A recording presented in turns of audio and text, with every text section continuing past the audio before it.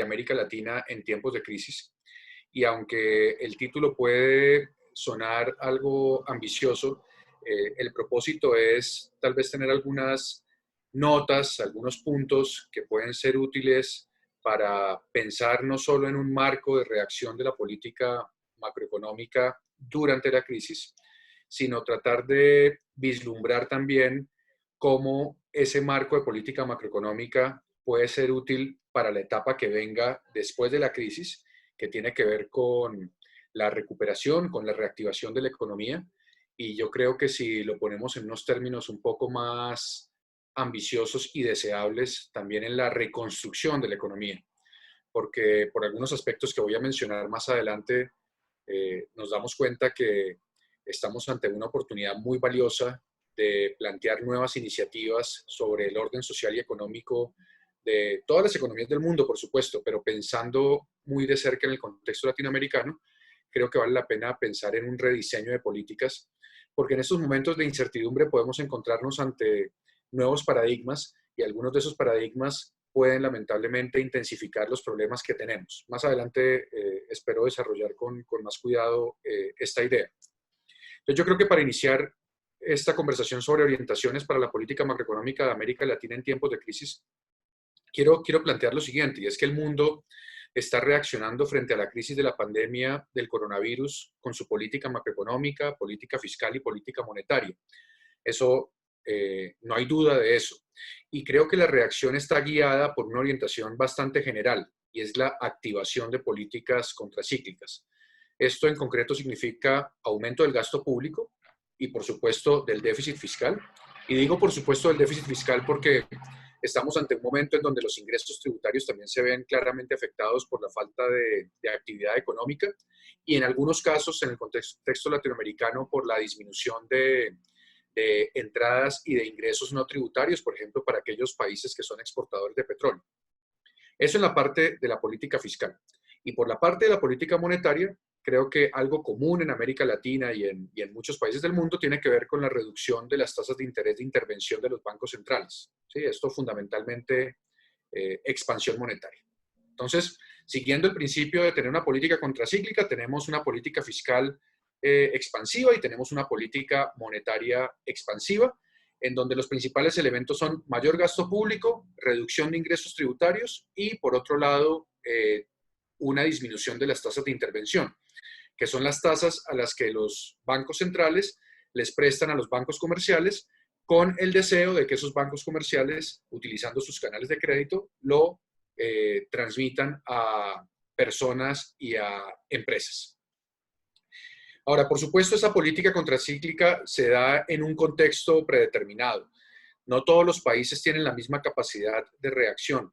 Los márgenes de maniobra para esas políticas dependen de condiciones previas a la crisis. Por ejemplo, el crecimiento del Producto Interno Bruto con el que venían, del déficit fiscal, del nivel de endeudamiento externo, de su déficit en cuenta corriente. Y la magnitud de los retos socioeconómicos actuales también depende de condiciones predeterminadas, depende del estado de la infraestructura de salud, por ejemplo, de la capacidad hospitalaria para cuidados intensivos, del número de respiradores.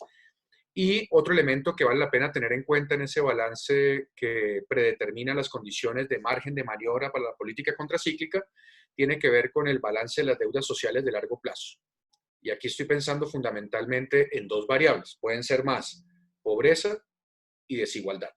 ¿Sí? Entonces esto habla un poco de, incluso pareciéndonos mucho como economías latinoamericanas, por supuesto hay ciertos efectos o ciertas características idiosincráticas, heterogéneas en nuestras economías, marcadas por esas condiciones previas macroeconómicas y también por capacidades sociales y de salud previas a la crisis.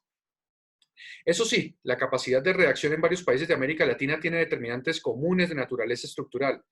Yo creo que cuando hablamos de América Latina podemos estar de acuerdo en que todos pensamos en un alto grado de desigualdad económica, debilidad institucional y dependencia de ingresos en materias primas exportadas. ¿Sí? Las materias primas van cambiando, pero tenemos ese grado de dependencia.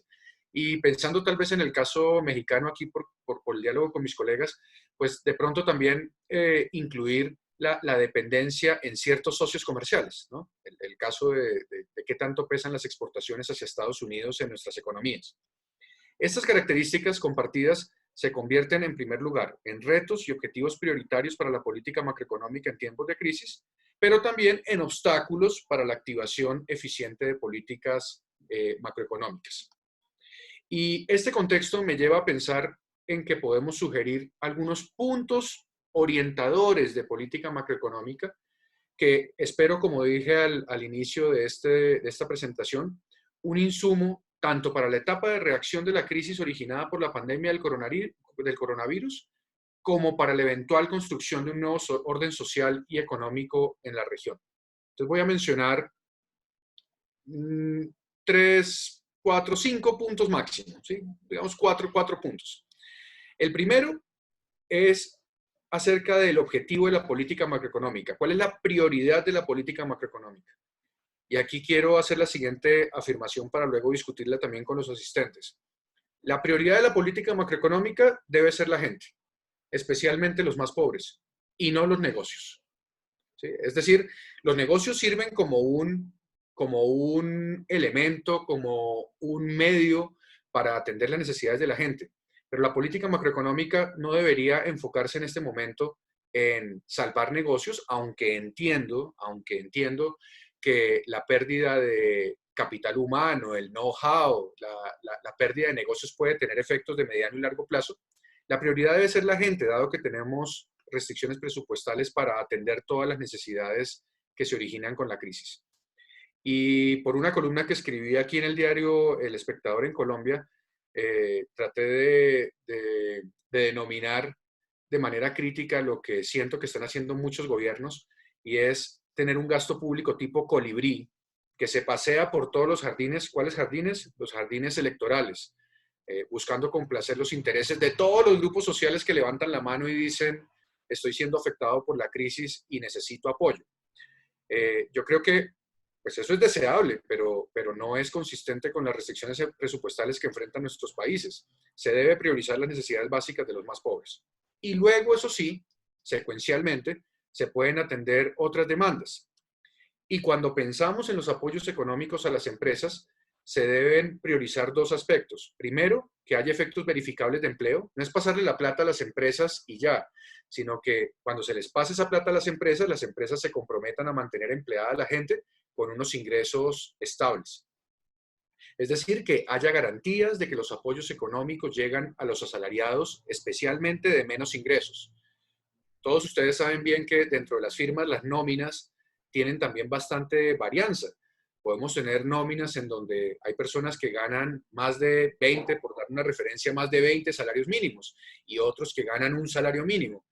La prioridad tiene que estar en aquellos de más bajos ingresos. Otro elemento acerca de la prioridad de la política macroeconómica y de pensar en la gente tiene que ser que la fuerte desigualdad económica de América Latina llevará a que la crisis tenga fuertes impactos asimétricos en los grupos sociales. La pandemia no tiene un origen asimétrico, pero sí tiene efectos asimétricos. Y los más pobres serán los más afectados tanto por el componente económico de la crisis, desempleo, reducción de ingresos, como por el componente de salud, incidencia de la enfermedad y muerte. Y estas consecuencias tendrán efectos que se extenderán por varios años. Es decir, que las crisis, esta y otras crisis, acentúan las desigualdades. Y aquí quiero proponer algo también para el diálogo, y que es preocupante como parte de los elementos que ahora llaman nuestra atención. Todo el mundo habla de la economía, habla de la salud, y el tercer elemento que estamos ahora hablando mucho más es de las amenazas a la democracia. Si uno tiene en cuenta que la desigualdad económica se traduce en desigualdad política, pues esos efectos asimétricos de la crisis que van a golpear especialmente a los más pobres, a los más vulnerables, también están afectando nuestro sistema democrático. Y eso es bastante grave en términos de la debilidad institucional que ya viven nuestras economías latinoamericanas. Y el último elemento que yo quiero sugerir aquí como parte de las prioridades de la política monetaria y fiscal, es decir, de la política macroeconómica, es que tengamos mucho más pragmatismo en lugar de fundamentalismo ideológico acerca del balance de Estado, mercado y comunidad. Vemos que muchas discusiones se dan en el sentido de que los mecanismos del mercado son suficientemente eficientes para atender a la gente, y otros que promueven también solo intervenciones del gobierno para atender a la gente. Y la verdad es que para llegar a la gente que más lo necesita, se necesita una combinación, un buen balance, tanto de Estado como de mercado, y yo creo que agregar también a la comunidad, que es a fin de cuentas la que sabe bien cuáles son sus necesidades, sus prioridades y la forma de llegar a una población que a veces no puede ser identificada por la política macroeconómica a nivel central desde un gobierno general. Alberto, creo que voy bien con el tiempo, tengo 25 minutos, ¿cierto? Pero por Sí, favor, sí, sí, no, no, tú sí, vas bien, Gonzalo. si me estoy pasando, me avisas. No, no, no, adelante. Entonces, este era como mi primer punto grande de orientación de la política macroeconómica, hablar de una prioridad de la política macro enfocada en la gente y teniendo en cuenta las desigualdades. El segundo punto es que la política fiscal debería estar orientada por lo siguiente, por progresividad fiscal y por un mayor tamaño del Estado. El déficit fiscal originado por la crisis debe ser financiado con impuestos de carácter progresivo para evitar la revictimización de los más afectados. Ya vemos que en nuestros países algunas personas están sacando las banderas de incrementar los impuestos, aquí le decimos IVA, en otros sé que son impuestos generales a las ventas, que son impuestos que sabemos que son fundamentalmente regresivos y que terminan golpeando de manera prioritaria a las personas de bajos y medianos ingresos. Estamos ante una oportunidad tal vez de corregir algo que vemos en muchas economías latinoamericanas y es que se necesita grabar con mayor fuerza y con mayor intensidad a las personas naturales de ingresos más altos. Es decir, tener una política tributaria de carácter compensatorio que estabilice un poco esos efectos asimétricos de la crisis.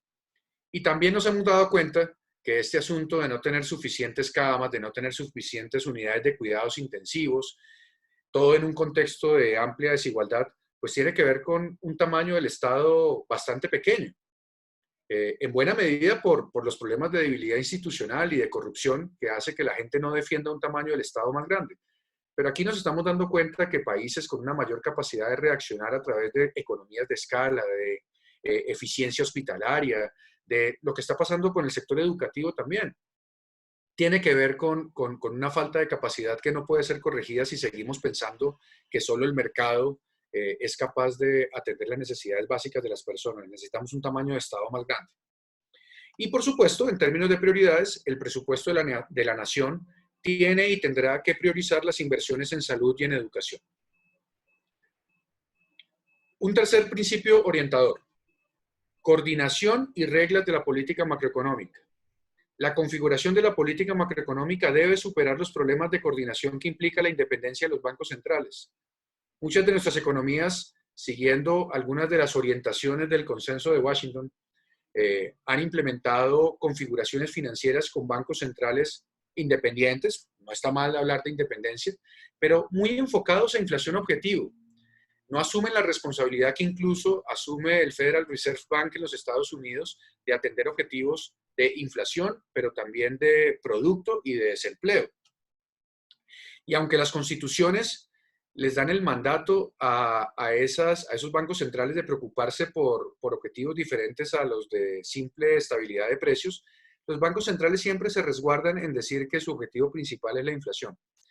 Y esa desconexión de objetivos, qué le corresponde al gobierno y qué le corresponde al Banco Central, nos está haciendo daño, en especial en momentos de crisis. Necesitamos más coordinación y jugar con que tal vez la discreción de de política macroeconómica es mejor que las reglas de política monetarias y fiscales, especialmente en momentos de crisis.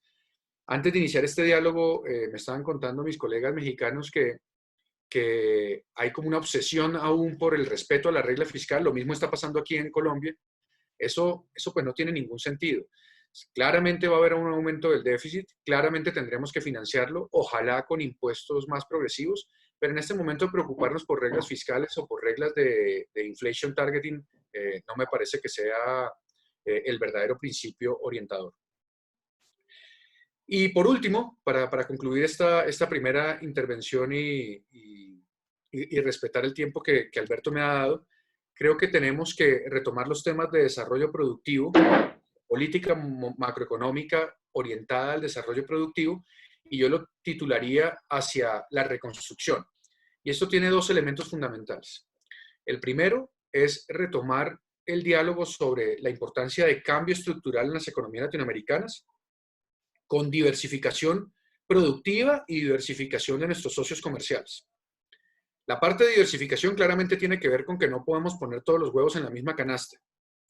Y la parte de cambio estructural tiene que ver con que necesitamos un modelo económico que nos permita eficientemente movilizar recursos productivos de sectores de baja productividad hacia sectores de alta productividad, pero que además de alta y baja productividad tengamos en cuenta la capacidad de absorción de esos sectores en materia de empleo. Les voy a dar un ejemplo muy en el contexto colombiano, pero que sé que aplica a otros países latinoamericanos cuando uno cambia el bien. Uno podría mejorar la productividad de los trabajadores movilizando a los trabajadores del sector agrícola al sector petrolero. ¿Sí? El sector petrolero tiene una altísima productividad laboral y tiene una altísima productividad laboral porque es intensivo en capital. Pero el problema de ese sector es que ese sector no absorbe suficiente empleo. Entonces, aunque cada uno de los trabajadores es muy productivo, ese sector no es capaz de absorber el desempleo que hay en nuestras economías, sumado a la informalidad que hay en nuestras economías. Necesitamos identificar sectores que se encuentran en una posición óptima para ese cambio estructural. Estoy pensando en agroindustria, estoy pensando en servicios de alta tecnología, estoy pensando en un sector agrícola tecnificado. Esos sectores tienen la característica de incrementar la productividad laboral de los trabajadores, muchos de ellos en este momento en un sector comercial informal de muy baja productividad, y al mismo tiempo tienen la capacidad de incrementar la absorción de empleo. Pero luego de identificados estos sectores, uno no puede llegar a esos sectores diciendo que el simple mercado va a asignar eficientemente los recursos. Se necesita de una política macroeconómica y en algunos casos de política industrial para dar los incentivos adecuados para que las empresas y para que las personas inviertan y destinen recursos en esos sectores, por ejemplo, el sector agroindustrial. Y yo creo que todos conocemos que la política industrial puede tener algunos problemas de asignación. Se enfrenta a los problemas de identificar ganadores, se enfrenta a los problemas en medio de nuestra debilidad institucional, se enfrenta a los problemas de grupos de interés, grupos que utilizando la corrupción se quedan con los beneficios y con los incentivos gubernamentales, bien intencionados, pero que al fin terminan en manos de rentistas. Yo creo que una forma eficiente de evitar todo eso es con una política macroeconómica orientada a una tasa de cambio real y competitiva. Eso, por supuesto, requiere de una configuración diferente financiera, en donde el Banco Central no puede estar preocupado únicamente por la inflación objetivo y en donde la independencia del Banco Central no puede justificar descoordinación con la política fiscal.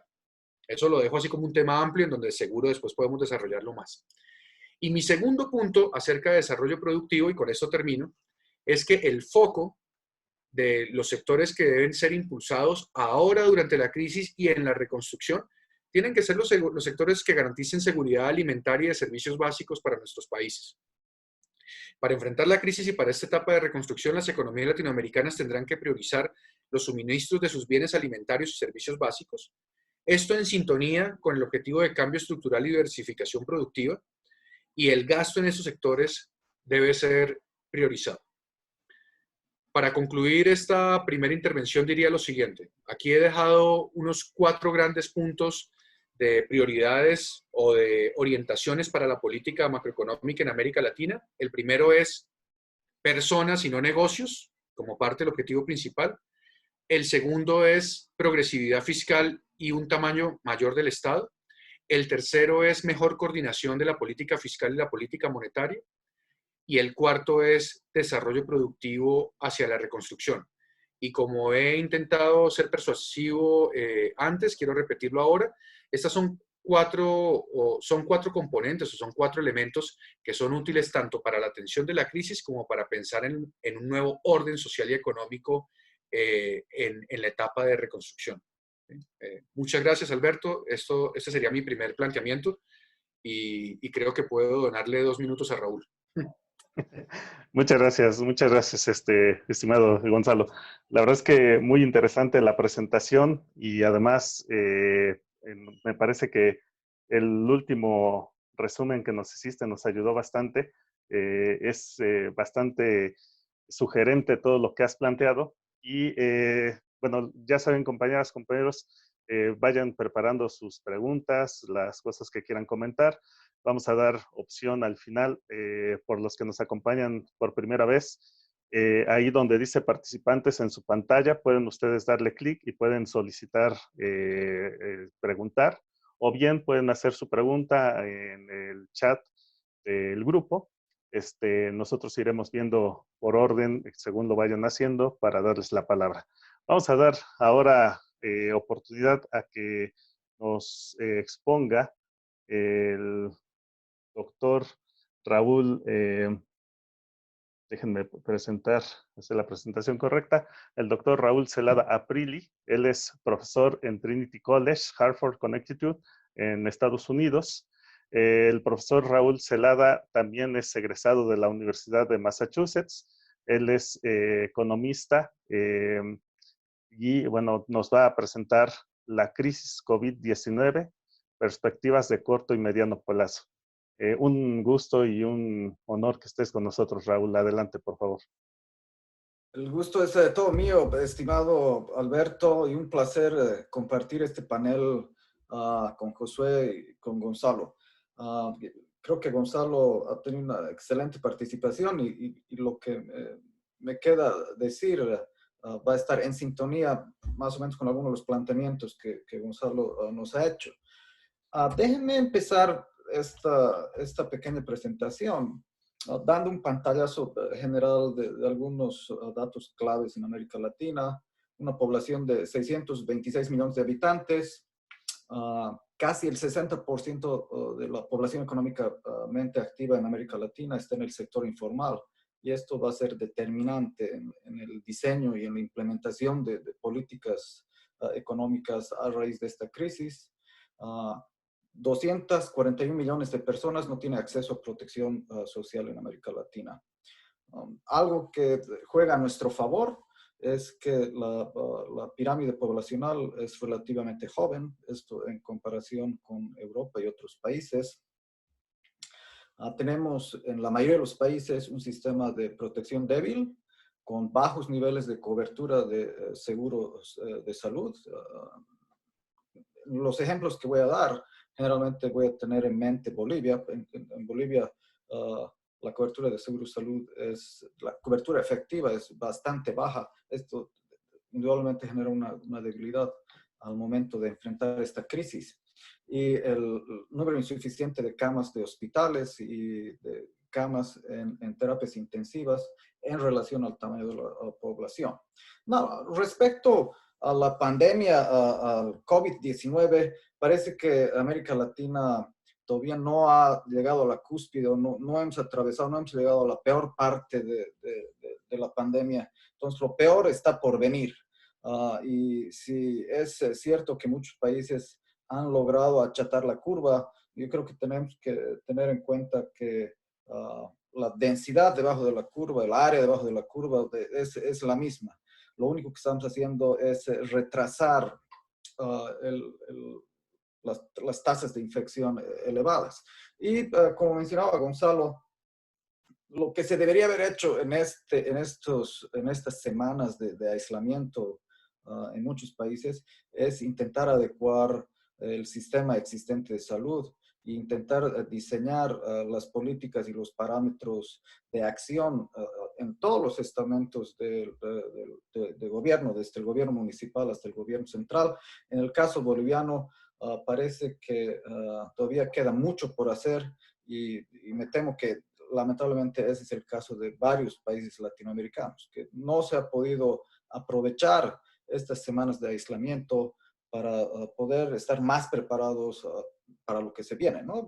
Para lo que se viene desde el punto de vista de una crisis del sector de salud y también una crisis económica que es inminente. Y hay dos datos importantes respecto a este tema. En el caso boliviano y de nuevo en la mayoría de los países latinoamericanos, el número de pruebas ha sido insuficiente hasta ahora y parece que es un tema clave, ¿no?, para poder afrontar la crisis de una mejor manera. Las tasas de mortalidad asociadas a COVID-19 no se han disparado todavía. Hay algunos países que han sufrido tasas de mortalidad relacionadas al COVID-19 más que en otros. Tengo en mente Ecuador y Panamá, por ejemplo, pero en muchos otros países las tasas de mortalidad todavía no han llegado a los números que probablemente vayan a llegar, ¿no? Todavía hay bastante incertidumbre, no sabemos si la pirámide poblacional joven va a jugar a nuestro favor o hasta qué punto va a jugar a nuestro favor. Pero yo creo que uno podría adelantarse a los hechos y en base a todo lo que ha ocurrido en otros países del mundo, eventualmente vamos a sufrir una crisis importante en ese punto. Ahora, el nivel de incertidumbre acerca del curso de la pandemia y sus implicaciones económicas es bastante elevado. Y yo creo que es bien importante resaltar que la respuesta de parte del gobierno central y de los gobiernos departamentales y municipales tiene que actuar con bastante flexibilidad y adaptabilidad. La adaptación y la flexibilidad van a ser fundamentales en lo que va de ahora hasta la conclusión de la pandemia. Y además que las políticas gubernamentales deberían ser indexadas a la evolución de la economía. Tenemos que tener la suficiente capacidad de ser flexibles y de ir replanteando políticas económicas y sociales en base a los resultados que vayamos observando en el futuro inmediato. Ahora, esta crisis evidentemente ha revelado múltiples fallas de mercado y también fallas de gobierno. Nos ha demostrado la fragilidad del sistema de mercado ante estos shocks, la miopía, el cortoplacismo de los sistemas de mercado en este tipo de eventos, la inhabilidad para responder de manera rápida y oportuna. También han habido fallas de gobierno. Se requiere restaurar la confianza en el gobierno, se requiere transparencia, indudablemente. Pero este tipo de shocks en la economía difícilmente podrán ser sobrellevados sin una actuación del gobierno de manera fundamental. Es importante tener esto en cuenta. Sí, reconocemos que hay fallas de gobierno y que hay muchos aspectos que se pueden subsanar, pero el rol del gobierno en lidiar con la crisis va a ser fundamental. En el caso boliviano, lo que se ha podido observar, y estoy seguro que este es también la situación en varios países latinoamericanos, es una falta de coordinación entre los diferentes niveles de gobierno, una falta de coordinación entre el gobierno central, departamental y municipal, por diferentes razones, de índole político y de inhabilidad probablemente en muchos casos. Y esto nos pone en una situación bastante delicada. Sin una coordinación de todos los estamentos del Estado, va a ser difícil dar una respuesta, el tipo de respuesta y la magnitud de respuesta que esta crisis requiere. Los ingresos gubernamentales bajarán dramáticamente por la caída de la recaudación impositiva, pero también por la caída en los precios internacionales de los commodities, que son las principales fuentes de ingreso de exportación para la mayoría de los países latinoamericanos. Pero esto no quiere decir que el discurso de austeridad gane terreno. Sabemos, de nuevo, que el déficit de presupuesto va a incrementar y que la deuda probablemente vaya a incrementarse, pero esto no debe dar paso a que políticas de austeridad se interpongan con los objetivos de solucionar la crisis humanitaria y la crisis económica que se viene. Un tema también importante para tomar en cuenta es que este tipo de crisis económicas tienden a ser momentos intensos de conflicto distributivo. Y la manera de cómo se vayan a resolver estos conflictos distributivos van a tener efectos profundos en nuestra sociedad en el corto, mediano y largo plazo. La manera de cómo cada gobierno vaya a lidiar con los efectos de COVID-19 va a poner en evidencia las profundas desigualdades sociales que plagan nuestros países. Y los diferentes programas de política económica que se vayan a implementar en el futuro cercano también van a reflejar el grado de influencia de diferentes grupos sobre los gobiernos. Yo creo que es fundamental tener como objetivo evitar que la población de bajos ingresos, la población más vulnerable, sea la más afectada. Tiene que ser un objetivo central, más allá de los balances de poder que pueda haber en cada país. Ahora, caracterizando esta crisis que la he denominado COVID-19, el origen de la crisis es un shock de salud pública que afecta a la demanda y a la oferta simultáneamente. Entonces, es interesante porque al ser un shock simultáneo, es difícil diseñar, sobre todo en este momento donde algunas de las políticas tradicionales que se podrían haber utilizado no van a ser tan efectivas. Pero lo que quiero invitarles a pensar en el mediano plazo. Es bien probable que esta crisis de un shock simultáneo, oferta y demanda, vaya a dar lugar a una desaceleración económica convencional. Y varias de las políticas contracíclicas que tenemos a disposición van a ser bastante efectivas en ese momento. Ahora,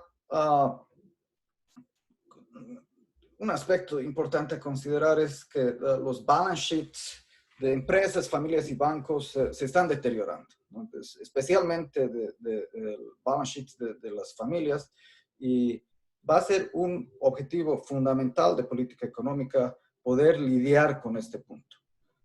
Dependiendo de las políticas que se van a implementar en el corto plazo respecto al deterioro de las hojas de balance de las familias, vamos a poder pensar en el futuro inmediato en una recuperación de la economía que sea más sólida. Si es que no se pueden lidiar con el deterioro de las hojas de balance de familias, de empresas y de bancos, entonces los efectos de política económica que el gobierno puede impulsar van a ser menos efectivos. Ahora, además, lo que se viene es que eventualmente los altos niveles de incertidumbre inducirán un comportamiento de precaución entre los agentes económicos. Entonces, la reducción significativa de la demanda agregada y además este comportamiento precaucionario de los agentes económicos van a hacer que la recuperación económica sea más dificultosa. Y si es que no hay un diseño de políticas gubernamentales certero y un conjunto de políticas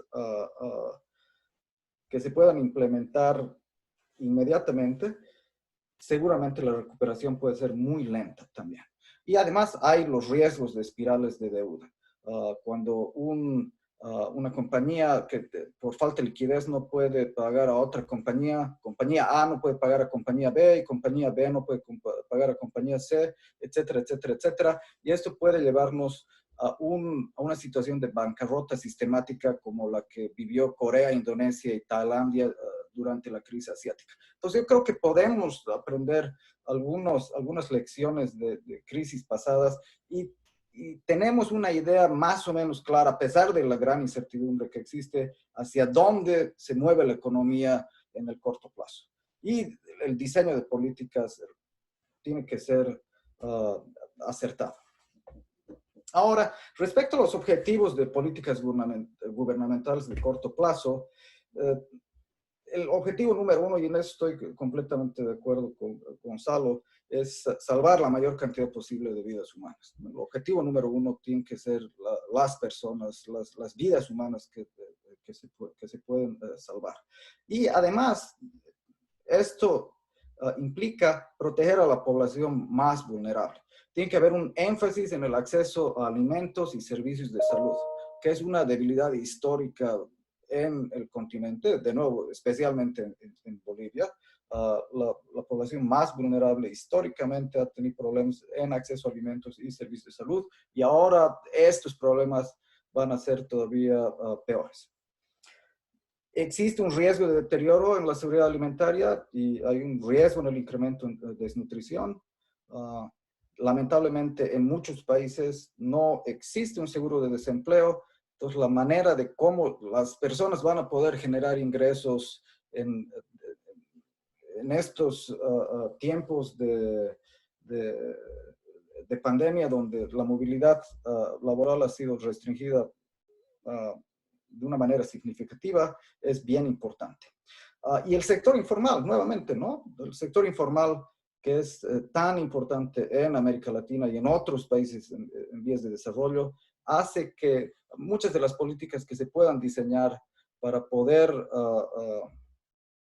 transferir ingresos a las poblaciones más vulnerables sea más dificultoso. Ahora, este tipo de transferencias tienen que estar en función a la duración del aislamiento. Y, por ejemplo, en Bolivia ha habido ya algún tipo de transferencias, pero la discusión parecería ser que este ha sido simplemente una política que solamente va a ser utilizada una sola vez. Y es bien improbable y bien difícil que no se vaya a tener que hacer este tipo de transferencias, de nuevo, dada la inhabilidad de muchas personas de poder generar sus propios ingresos trabajando. La gente no puede salir a la calle. Otro elemento importante es también fortalecer la cadena de suministros, sobre todo los suministros de comida, de alimentos y de medicinas. Debido a las fallas de mercado, es bien improbable que el mercado por sí mismo pueda fortalecer estas cadenas de suministro, y el rol del gobierno va a ser fundamental en la distribución o hasta en la producción de algunos de estos elementos esenciales. Además, lo que quiero plantear en este foro respecto a los objetivos de políticas gubernamentales de corto plazo es que tenemos que empezar a considerar las precondiciones para una recuperación económica robusta. Parece ser que la recuperación económica tendrá una forma de U o de W y no será una recuperación económica que tenga la forma de una V. Vamos a tener una recuperación económica lenta o probablemente una recuperación, caer en crisis de nuevo y otra recuperación, ¿no? La forma de una doble B. Ahora, lógicamente que en muchos países hay muchos economistas que están pensando acerca de la inflación.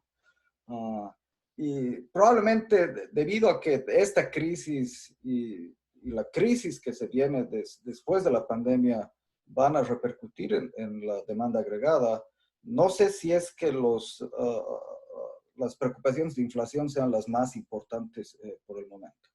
Y aún si las preocupaciones de inflación serían importantes o relevantes, yo creo que las políticas que se deben priorizar están en función, de nuevo, a salvar las vidas humanas, asegurarnos de que la recuperación económica sea robusta y rápida y proteger a la población más vulnerable. El énfasis, de nuevo, en el acceso a alimentos y servicios de salud es fundamental. Ese miedo a los desbalances de oferta y demanda o inflación futura no pueden impedir los esfuerzos actuales para ameliorar los efectos de la crisis y de la pandemia. Si es que eventualmente habría presiones inflacionarias, llegará el momento donde el gobierno considere incrementos de impuestos progresivos o una política monetaria restrictiva, pero por el momento no debería ser un tema importante de discusión, ni debería interponerse nuevamente en las políticas que se tienen que implementar y diseñar para contrarrestar estas crisis. La crisis de demanda, los bancos centrales van a jugar un rol fundamental. Yo creo que tenemos que pensar más allá de inflation targeting. Si es necesario que los bancos centrales financien el gasto de gobierno, tenemos que ser flexibles, imaginativos.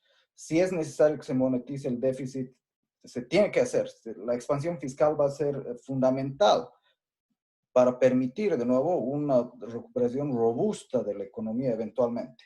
Y los temas de austeridad no pueden prevenir que este tipo de políticas sean implementadas. ¿Cómo financiar el déficit? Impuestos progresivos. Si es necesario, se puede redireccionar el gasto y reducir gasto innecesario. Es importante los controles de capital y racionamiento de divisas, que seguramente serán problemas importantes a los que tendremos que responder en el corto plazo. Y finalmente, más allá de estas respuestas de corto y mediano plazo, esta crisis nos presenta es un momento de oportunidad para replantear las estrategias de desarrollo económico en la región, y me parece que el norte a seguir es poner el bienestar de la sociedad en general como la prioridad.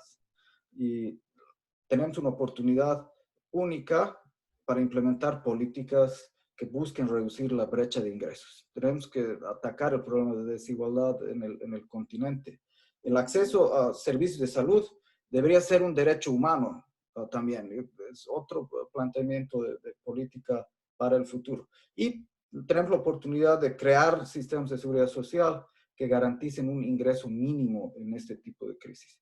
Latinoamérica, lamentablemente, se ha visto frente a esta crisis mal preparada, y tenemos que aprovechar esta oportunidad para poder desarrollar un esquema robusto que nos permita responder y reaccionar de manera más oportuna y de mejor manera en el futuro ante cualquier eventualidad o ante cualquier tipo de shocks de esta naturaleza. Yo creo que eso es todo con mi presentación, y realmente voy a disfrutar poder intercambiar otros puntos de vista y hacer preguntas o responder a algunas preguntas que el público pueda tener. Gracias. Muchas gracias, doctor Raúl. La verdad es que es una presentación muy interesante. Me parece que desde mi punto de vista, en línea con la presentación del doctor Gonzalo, nos remarcan la importancia del Estado en la participación en la solución de los problemas que estamos enfrentando.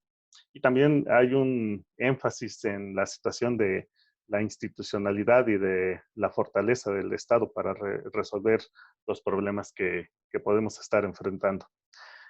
Vamos a dar paso a la siguiente presentación, y una vez que termine, vamos a dar también paso a las preguntas de los asistentes. Les repito, pueden ahí en donde dice participantes, pueden darle clic y ahí pueden solicitar la palabra, o bien en el chat del grupo pueden empezar a poner sus preguntas y vamos a ir dando pasos según se vayan anotando. Enseguida, un momento, vamos a poner la pantalla para hacer la presentación correcta. Enseguida nos acompaña el doctor Josué Zabaleta González, quien es profesor investigador de la Benemérita Universidad Autónoma de Puebla. Él es egresado del programa de doctorado de la UNAM y nos va a presentar el tema austeridad fiscal, clave para una crisis de deuda pública. Un honor y un gusto que estés con nosotros, doctor José. Muchas gracias y adelante. Sí, agradecido primero, Alberto, la invitación, y espero que no haya